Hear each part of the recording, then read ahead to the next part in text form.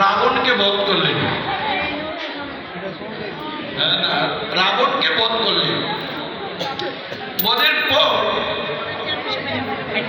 মন্দোদরী, রাবণের স্ত্রী মন্দোদরী রথে আসছে। মন্দোদরের যে ছায়াটা রামচন্দ্রের দাঁড়িয়ে আছে, তো মন্দোদরী যখন আসছে, মন্দোদরীর শরীরের ছায়াটা রামচন্দ্রের শরীরে পড়ে গেল। কি লাগলো? ছায়া।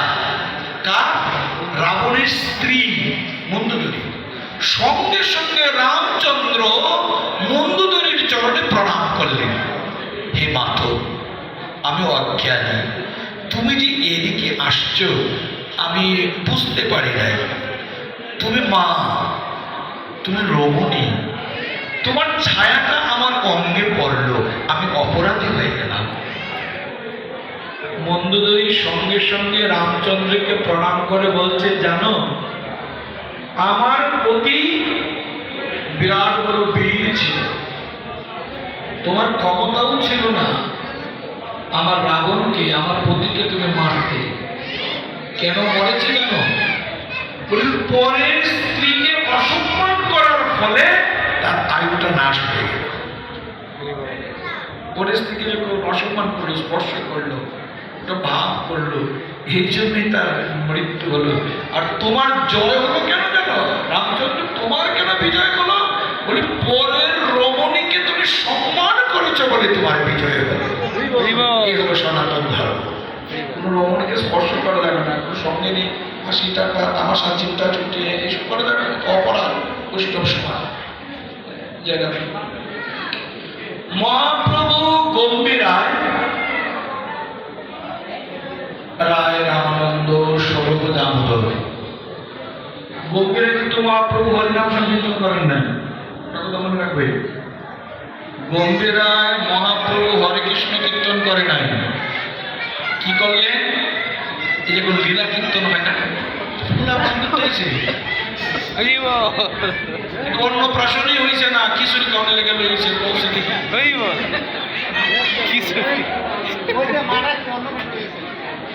রাধে। মানুষই কম,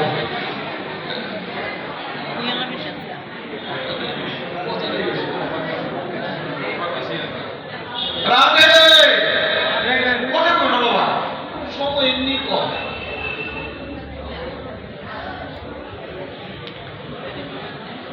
রায় রামানন্দ স্বরূপ দামোদর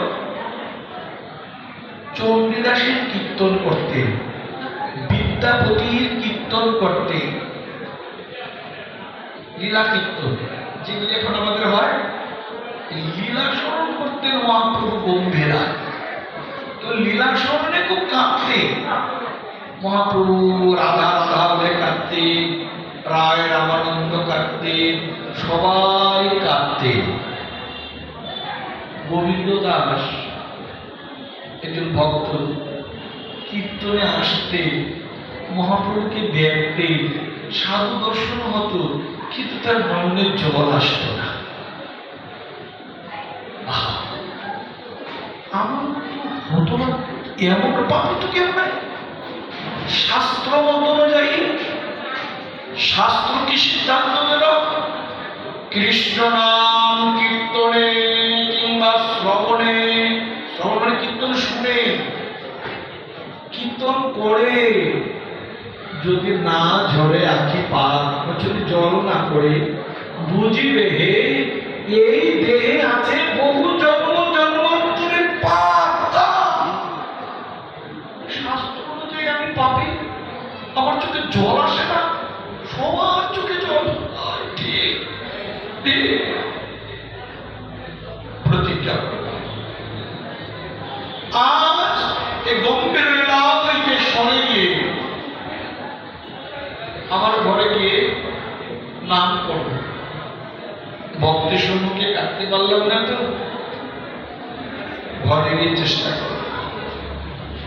তাও যদি না পারি, ব্রাহ্ম মুহূর্তে আমি এই পুরীর সমুদ্রেতে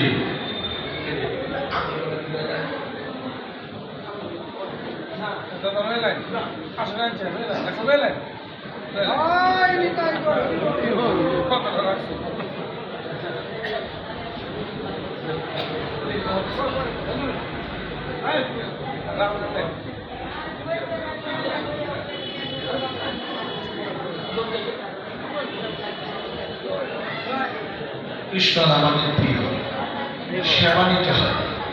একটা সেবা ওনার সেবা হলো চন্দন দান করা। কে করেছিল বলুন তো? চন্দন সেবা দিয়ে ভগবানকে লাভ করলেন একজন রমণীর কথা কে বলতে পারো তোমরা? হ্যাঁ, কুবজা। কুবজা, কুবজা মানে তিনটা পাকা, কোমর বাঁকা, পিঠে বাঁকা, পিঠের মধ্যে একটা কুকুজ গুজা, সব চন্দন বর্ষণ করা। হ্যাঁ হ্যাঁ, চন্দন বর্ষণ করে তো রাজ্যের সম্পদ চন্দন ঘষে ঘষে বাচ্চা মেয়েটা ঘষে ঘষে নষ্ট করে। যদি মহারাজ কংস জানে কংসটা এই যে এই বাচ্চা মেয়েটা চন্দন বর্ষিত করে ফেলে দিচ্ছে, তাহলে আমার শাস্তি দিবে, তার যেতে অনুমতি নিয়ে আসে। কংস গিয়ে বলছে, মহারাজ আমার মেয়েটা উর্জা গুজু, তার একটা খেলার শখ, আর কিচ্ছু না, শুধু চন্দন চর্চিত করে। এখন এতে তো চন্দন চর্চিত করে, চন্দনটা কি করবো মহারাজ? সম্পদ, জাতীয় সম্পদ। এখন চন্দন দিয়ে খাবার বানায় না, চন্দন মেকআপ করে না, চন্দনের দাম আছে না মহারাজ। এই সুগন্ধির বড় চন্দন হলো, কি করবো? বলে যাও, নিয়ে ঘরে যাও, প্রতিদিন চন্দনটা চর্চিত করে চন্দনটা নিয়ে আসবে আমার জন্য, আমার অঙ্গে লেপন করবে। বাহ, মহারাজ বংশের জয় হোক। প্রতিদিন চন্দন নিয়ে আসে। আর যেদিন অক্রূরকে প্রেরণ করলেন মথুরা থেকে কৃষ্ণ বলরামকে আনার জন্য, কৃষ্ণ বলরাম রথ থেকে নেমে দেখছে খুব যা চন্দনের বাটা নিয়ে যাচ্ছে। এই দাঁড়া, ভগবানের খুব পছন্দ চন্দন। 21 দিন চন্দন যাত্রা, অক্ষয় তৃতীয়া থেকে, তাই না? ফুল দুল, ফুল, কত আনন্দ চন্দন যাত্রা। এই রথ থেকে নেমে বলছে, আরে মরি মরি, কি কি হয়েছে? কইতে পারতাম না, বাঁকা মেয়ে। চন্দনটা আমার লাগাবো, আর তোমাকে লাগাবো বলে জানো এই চন্দন আমাদের মহারাজার জন্য। বলে ধূপ, আমি মহারাজার রাজা, তাই না? সমস্ত পৃথিবীর রাজা আমি, গিয়ে কংস বংশ রাজা টাজা আমার অঙ্গে লাগাবো, তো লাগাবো। ভগবানের অঙ্গে